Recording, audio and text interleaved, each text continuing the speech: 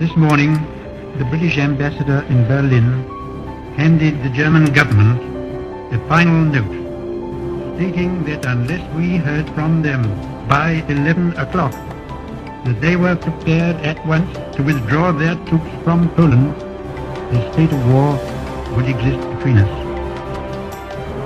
I have to tell you now that no such undertaking has been received, and that consequently this country is at war with Germany.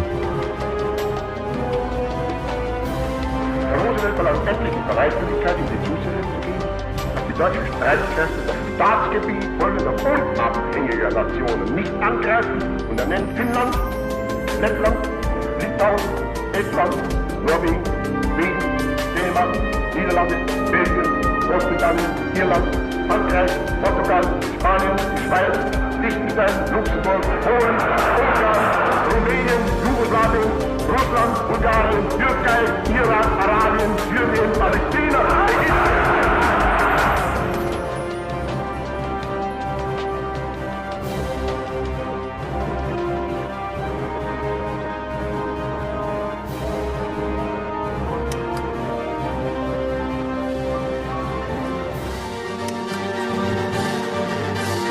Fight in France, we shall fight on the seas and oceans, we shall fight with growing confidence and growing strength in the air, we shall defend our island, whatever the cost may be. We shall fight on the beaches, we shall fight on the landing grounds, we shall fight in the fields and in the streets, we shall fight in the hills, we shall never surrender, and if, which I do not for a moment believe, this island, or a large part of it, were subjugated and starving, then our empire, beyond the seas, armed and guarded by the British fleet, would carry on the struggle until, in God's good time, the new world, with all its power and might, steps forth to the rescue and the liberation of the old.